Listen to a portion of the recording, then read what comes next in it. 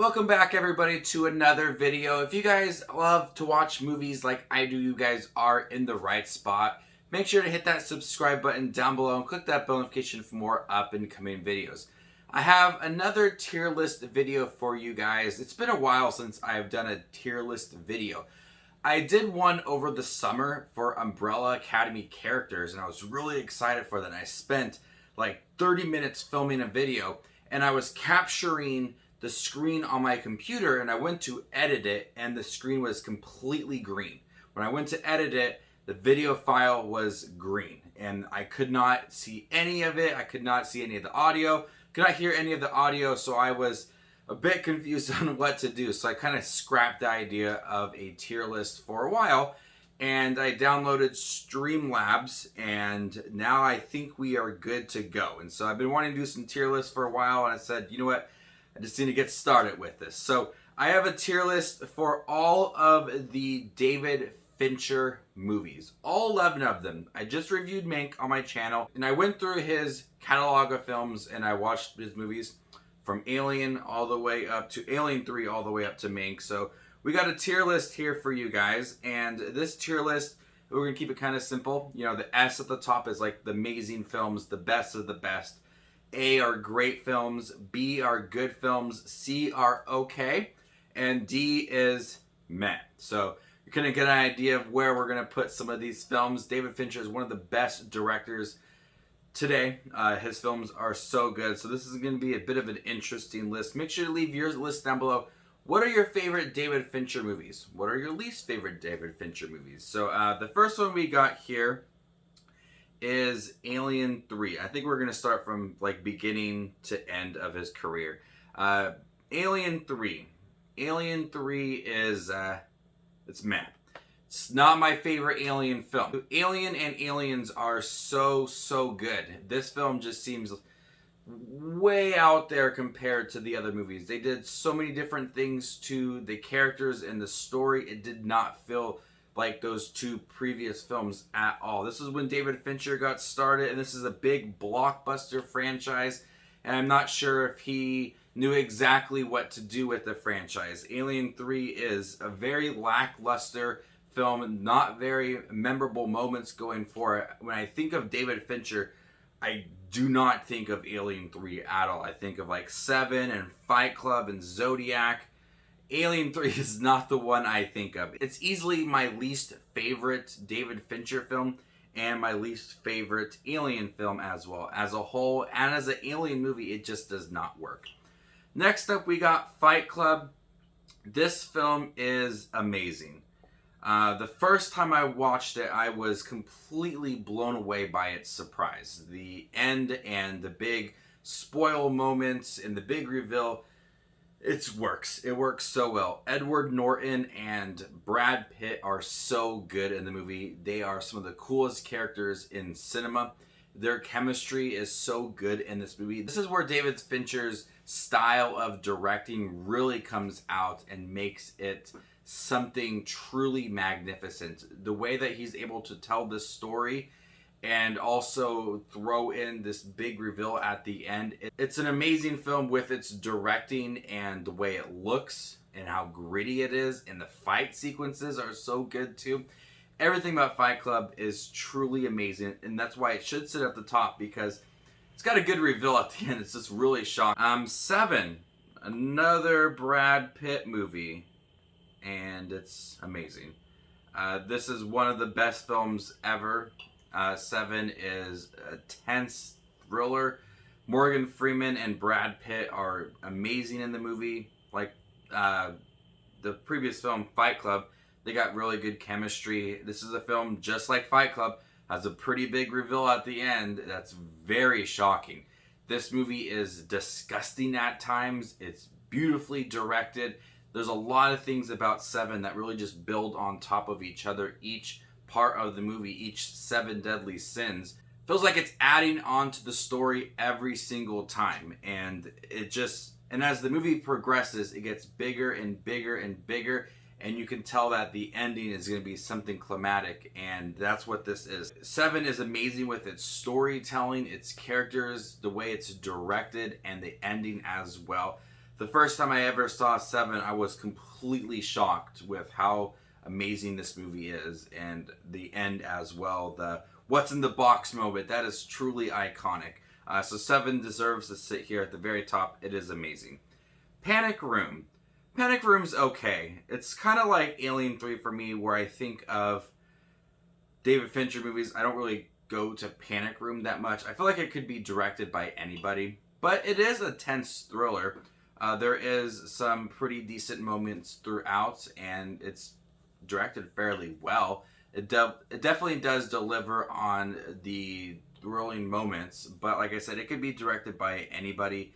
It feels kind of generic at times, the way that the story is presented and some of the thrills, but it's still an okay film. It's not his worst movie by any means. It's just okay. It's just there. I think the performances are pretty good. Jodie Foster is good in the movie.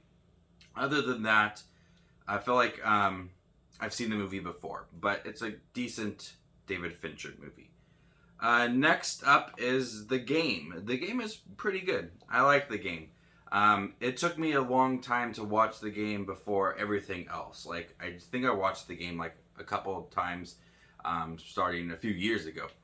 This is a tense thriller where Michael Douglas is just thrown into this game. We know that David Fincher is good at directing these thrillers. Seven, Fight Club, The Game, Panic Room, Girl with the Dragon Tattoo, Gone Girl, Zodiac. I'm looking at all these. These are like thrillers, and he's so good at it. And then Michael Douglas gives a really good performance in here to really fill in the movie and add to that tone of the film. The tone is pretty dark, and The Game is dark too. And it's a movie...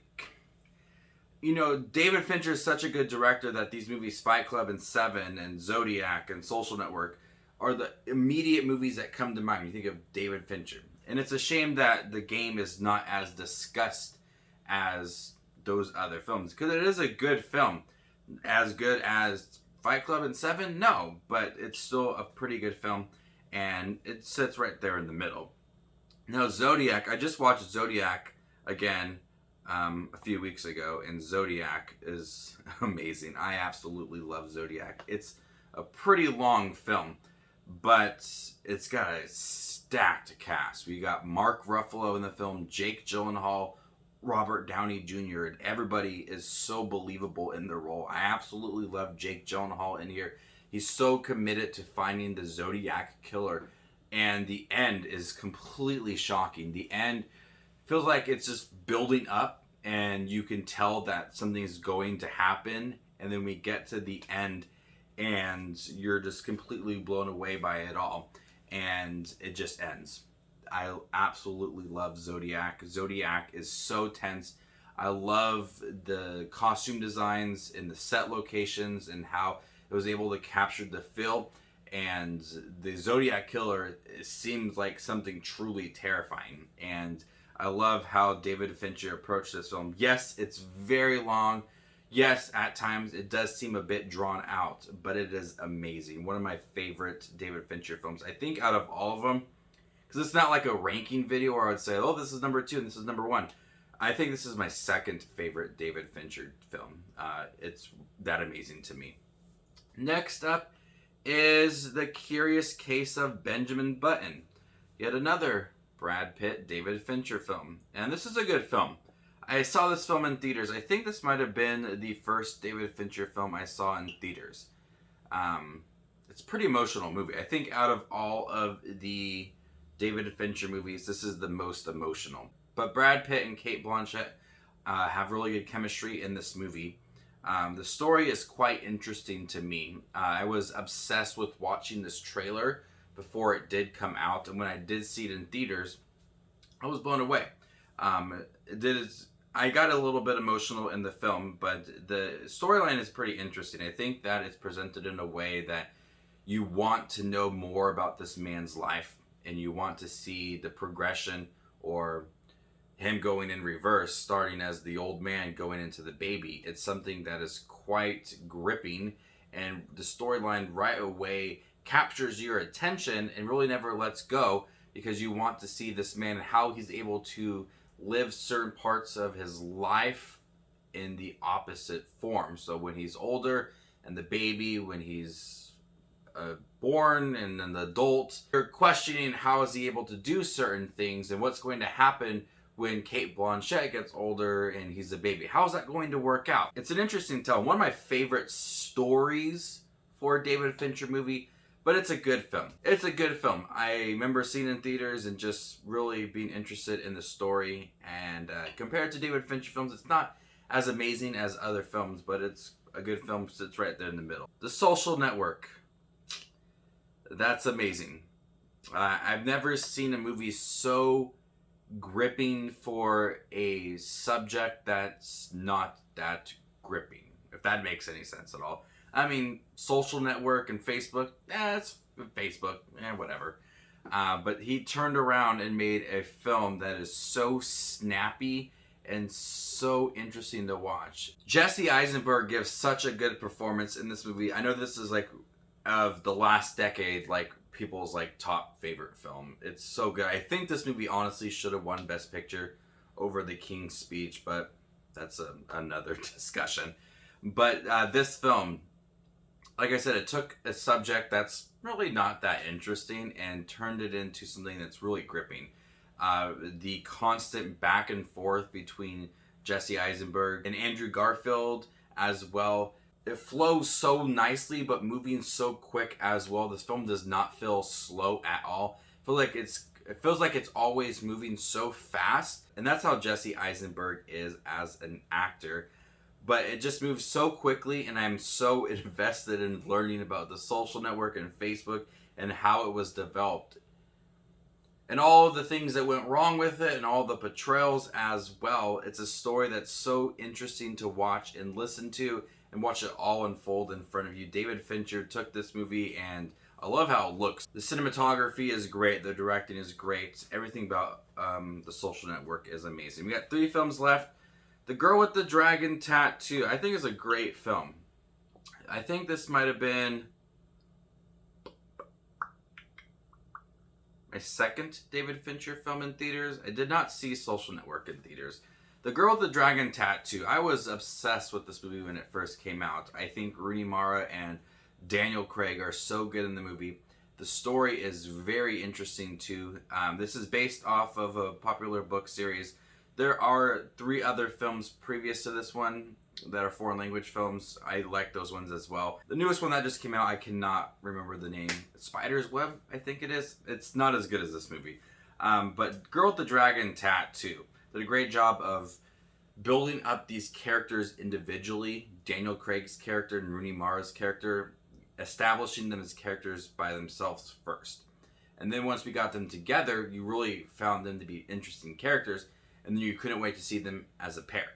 And I think The Girl with the Dragon Tattoo threw these characters in to a story that was very gripping and really challenged them as characters. And they had to learn to work as a team as well. So The Girl with the Dragon Tattoo is it's very like gothic looking. I feel like the 2010s, kind of after like Zodiac, he was really kind of having this certain style of directing. Like this film, The Social Network, and Gone Girl all kind of look the same to me. Kind of dark looking, the palette's kind of bland, and I absolutely love that about each of those movies. This film looks great. It's got an interesting story. It's very gripping. I think it's adapted well from the books. And it's got really good performances throughout the film. Gone Girl is a film that every single time I love it. I absolutely love Gone Girl. It's a great film. Ben Affleck and Rosamund Pike in the movie. The film's journey is absolutely... It's something. It's something, I will say that. I did see this movie in theaters, and towards the end of the movie is very shocking. Rosamund Pike's turn for her character is it's a journey, and this is adapted from a story as well. And I like how David Fincher handled those moments, putting Ben Affleck as the person who is the big suspect, and we don't know what to believe. Was he the person that killed his wife, or did something else happen? And those reveals really make you think about the previous parts of the movie and really go back and kind of put pieces together. And so as you're watching this movie, you love how it looks, you love the characters, you love the story, but you kind of also have to put pieces together and think about the past and the story and where we are now. So it's also a puzzling movie that's filmed very well. I think this movie came out in 2014, I believe, and it made my top 10 of that year. But Gone Girl is a very interesting story that has this really good progression for its characters and really changing them as well. And Ben Affleck and Rosamund Pike, the moments that they are together, because they're separated for a lot of the film, the moments that they are together, it's very sinister, and you don't know what to think of it. It's very unpredictable. And so that's what I really like about Gone Girl. And the last film we have is Mank. I think Mank is great. This is the only film this year that I wanted to rewatch immediately.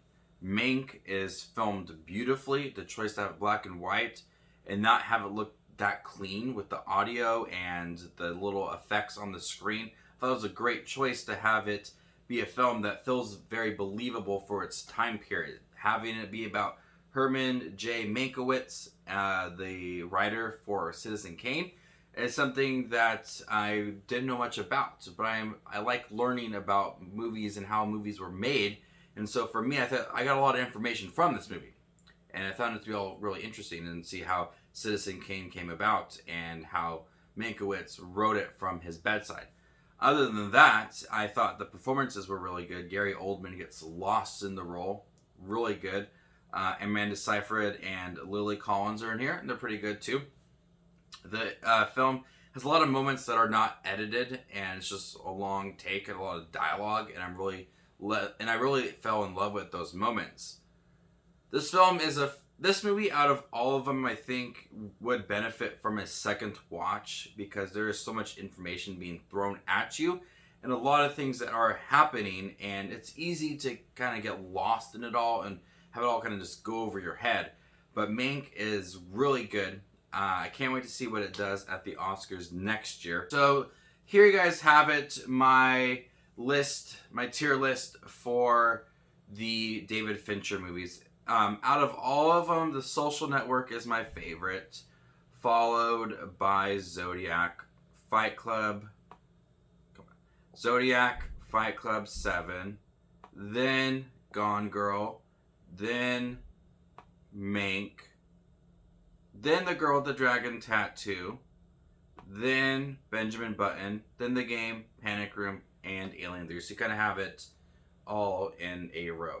As you can see, he's an amazing director. He's only directed a couple meh and okay films, but overall he is a really, really good director, and I hope we don't get another long period of time between now and his next film, because Gone Girl was 2014 and this is 2020, so 6 years apart. Hopefully we can get one in a couple years. So there you guys have it, my tier list for David Fincher movies. If you'd like to see another tier list very soon, let me know what tier list I should do in the future for upcoming videos. I think I have one for Pixar planned out for you guys as well. So make sure to stick around for those up and coming videos. You guys are the best as always. My name is Just Watches Movies, and you guys stay classy too.